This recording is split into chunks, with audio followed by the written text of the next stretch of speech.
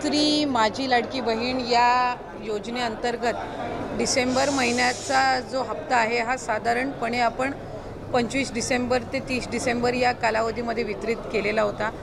या महिन्याचा जानेवारी महिन्याचा म्हणजे नवीन वर्षाचा पहिला जो लाभ आहे DBT आहे ते 26 जानेवारीच्या आत त्याची सुरुवात ही आम्ही करत आहोत आणि त्या संदर्भातलं जे आर्थिक नियोजन आहे ते सुद्धा अर्थ विभागाकडून आम्हाला महिला व बाल विकास विभागाला प्राप्त झालेला आहे। त्याच्यामुळे लाडक्या बहिणींचा जो जानेवारी महिन्याचा लाभ आहे हा साधारणपणे 26 जानेवारीच्या आत त्याची वितरणाची सुरुवात होईल आणि 3 ते 4 दिवसाच्या त्या कालावधीमध्ये ज्या महिला लाभार्थी आहेत त्यांच्या खात्यावर तो लाभ जमा होईल। मला आपल्या माध्यमातून सर्व लाडक्या बहिणींना आज जानेवारी महिन्याच्या संदर्भातले अनेक माध्यमांकडून सुद्धा विचारलं जात होतं आणि बऱ्याचशा लाभार्थ्यांकडून सुद्धा साधारणपणे तो प्रश्न उपस्थित केला जात होता। त्यामुळे दर महिन्याला आपण महिना संपायच्या आत तो लाभ त्यांच्या अकाउंटला देत असतो। त्यामुळे या महिन्यामध्ये सुद्धा तो लाभ जो आहे तो 26 जानेवारीच्या आत त्याची वितरणाची सुरुवात ही माननीय मुख्यमंत्री देवेंद्रजी फडणवीस साहेब, उपमुख्यमंत्री एकनाथजी शिंदे साहेब आणि उपमुख्यमंत्री अजितदादा यांच्या सूचनेनुसार आम्ही करत आहोत।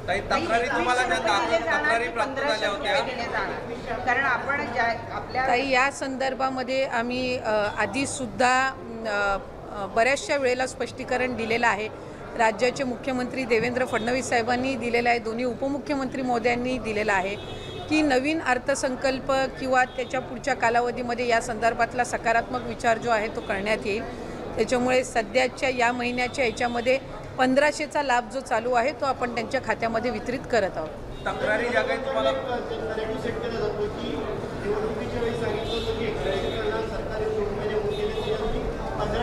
नाही, विरोधकांनी तर सुरुवातीपासून या योजनेवर टीकाच केलेली आहे। त्याच्यामुळे सुरुवातीला तर ते म्हणायचे की 1500 सुद्धा राज्याला कुठंतरी आर्थिकरित्या खपाट्याला नेण्याचं काम हे सरकार करत आहे, महायुतीचं सरकार करत आहे, असे वेगवेगळे त्यांनी आरोप केलेले आहेत। त्यांनी त्यांच्या मॅनिफेस्टोमध्ये सुद्धा 3000 ते करतील अशा पद्धतीचं त्यांनी काही घोषणा त्यावेळेला केलेली होती। मॅनिफेस्टो हा ज्या वेळेला एखादी युती किंवा आघाडी करत असते त्यावेळेला निश्चितपणाने त्या जे काही घोषणापत्र असतं त्याला अधीन राहूनच कुठलंही सरकार किंवा युती काम करत असते। आम्ही महायुती जे आहेत ते राज्याचे मुख्यमंत्री देवेंद्रजी फडणवीस साहेब, उपमुख्यमंत्री एकनाथजी शिंदे साहेब आणि अजितदादांच्या नेतृत्वाखाली त्या संदर्भामध्ये काम करत आहोत। जास्तीत जास्त महिलांपर्यंत लाडकी बहीण योजनेचा लाभ हा देणं आणि त्याचबरोबर म्हटल्याप्रमाणे मुख्यमंत्री मोदयांनी सुद्धा त्यांच्या पहिल्या पत्रकार परिषदेमध्ये की आम्ही बरोबर त्या सर्व बाबींचं नियोजन करून जे घोषणापत्रकामध्ये आम्ही वचन जे दिलेलं आहे लाडक्या बहिणींना त्यापासून कुठेही दूर न हटता त्यांना वचन दिलेला लाभ जो आहे तो आम्ही व्यवस्थित नियोजन करून त्या पद्धतीनं आम्ही त्यांना देणार आहोत। नाही, साधारणपणे आम्हाला 3690 कोटीची जी तरतूद आहे ती त्या ठिकाणी अर्थ विभागाकडून प्राप्त झालेली आहे आणि या महिन्याचा जो लाभ आहे हा त्याच्यातून वितरित होणार आहे। या व्यतिरिक्त सुद्धा फेब्रुवारी महिन्याची सुद्धा आम्ही तयारी त्या निमित्ताने करत आहोत, कारण मार्च महिन्यामध्ये नवीन अर्थसंकल्प सादर होणार आहे। त्याच्यामुळे साधारणपणे जानेवारी महिन्याचा लाभ हा आम्ही 26 जानेवारीच्या आत DBT करायला सुरुवात करून त्या महिन्याच्या त्या 3-4 दिवसाच्या या महिन्याच्या कालावधीमध्येच कसा त्यांच्या अकाउंटला पोचेल ही आम्ही खबरदारी घेणार आहोत। फेब्रुवारी महिन्याचं नियोजनसुद्धा आम्ही त्या पद्धतीनं करत आहोत आणि अर्थसंकल्प सादर झाल्यानंतर त्यावेळेला सुद्धा प्रत्येक महिन्यामध्ये कुठेही खंड पडता कामा नये या पद्धतीची आम्ही उपाययोजना विभाग म्हणून घेत आहोत।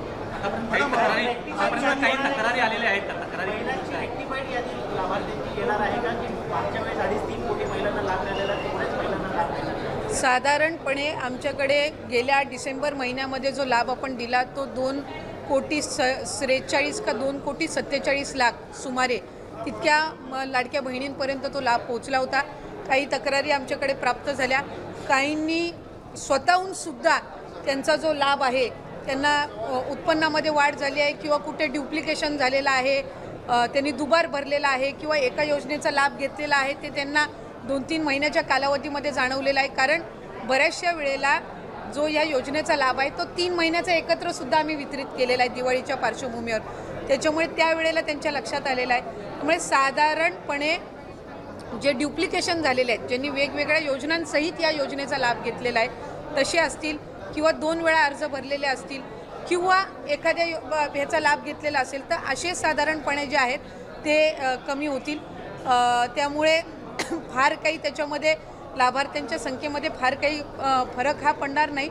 स्वइच्छेने आणि अशा काही क्रॉस व्हेरिफिकेशनमध्ये किंवा खालून स्थानिक प्रशासनामधनं ज्या तक्रारी आलेल्या आहेत त्यातून जी काही थोडीफार कमी होतील ते, आणि इतर जी क्रॉस व्हेरिफिकेशन आहे ज्यांचं उत्पन्नाचं आणि इतर दाखले अजून सबमिट झालेले नाही आहेत, हे ग्रॅज्युअली होत राहील. त्यामुळे साधारणपणे या महिन्यामध्ये जो आकडा आहे तो आधीच्याच सारखा राहील. काही 1% जर त्याच्यामध्ये काही फरक झाला तर, म्हणजे जर 1-2 लाखाचा जर फरक झाला तर. राज्य निवडणूक आयोगाची बैठक नावाची शिफारस करण्याचे अधिकार आता मुख्यमंत्र्यांना दिलेले आहेत. काय एकंदरीत मंत्री परिषदेत चर्चा झाली? नाही, मंत्रिमंडळाच्या ह्याच्यामध्ये सर्व मंत्री महोदय असतील, आमचे दोन्ही उपमुख्यमंत्री असतील, त्यांच्या उपस्थितीमध्ये तो झालेला निर्णय, आणि शेवटी राज्याचे मुख्यमंत्री म्हणून आमचं सगळ्यांचंच ते नेतृत्व त्या ठिकाणी करतात, आणि तो अधिकार हा राज्याच्या मुख्यमंत्र्यांना, फडणवीस साहेबांना मंत्रिमंडळाच्या बैठकीमध्ये सर्व मंत्र्यांच्या एकंदर शिफारसीने त्या ठिकाणी देण्यात आलेला आहे. महायुतीची बैठक पार पडली, त्या बैठकीमध्ये धनंजय मुंडे उपस्थित नव्हते. आज मंत्री परिषद झाली, तसेच आज कॅबिनेट झाली, ते उपस्थित नाही, कुठेतरी त्यांच्यावर राजीनाम्याचा दबाव आहे, यामुळे ते साईडला होतात. नाही, मला वाटते त्या संदर्भातली जी काही चर्चा आहे ती त्यांची राज्याचे मुख्यमंत्री फडणवीस साहेब, अजितदादा, आमच्या पक्षाचे नेतृत्व यांच्यासोबतच्या स्तरावर असेल.